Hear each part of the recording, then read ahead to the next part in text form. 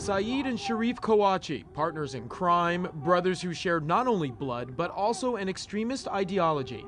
But they are far from the only set of brothers who have been tied to terrorism.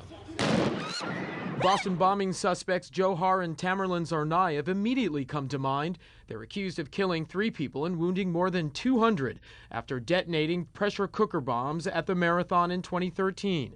But even before Boston, before the brothers' deadly plot, there was already a long list of sibling terrorists. 6 of the 19 hijackers responsible for the attacks on 9/11 were actually brothers who worked in teams. Take the Al-Hazmi brothers, Nawaf and Salem. They sat together on American Airlines Flight 77 before hijacking and crashing it into the Pentagon. A year later, 2002, in Bali, 3 bombs. 3 of the terrorists were brothers. More than 200 people killed as a result. 2007, a failed plot. The plan this time was to attack soldiers at Fort Dix in New Jersey.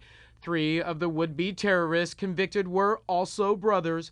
Why so many sibling connections? Dr. Harley Stock is a forensic psychologist. Being a lone wolf, self-radicalizing jihadist is a pretty hard thing to do. It's hard to be by yourself doing this. It's always good to have some help. The other issue is, who do you trust? So obviously having a family member you can trust is helpful.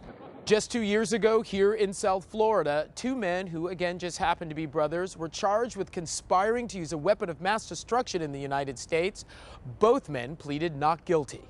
Those 2 brothers are Sharia and Rais Qazi. A man who would only identify himself as a Qazi brother says the allegations are not true.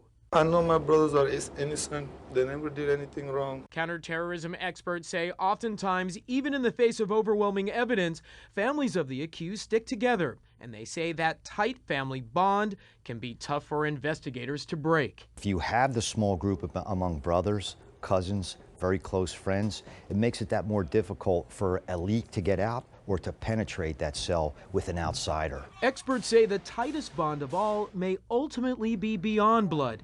It is the bond of extremist ideology, the same one that drove the Kawachi brothers, the same that is likely to lead more to murder.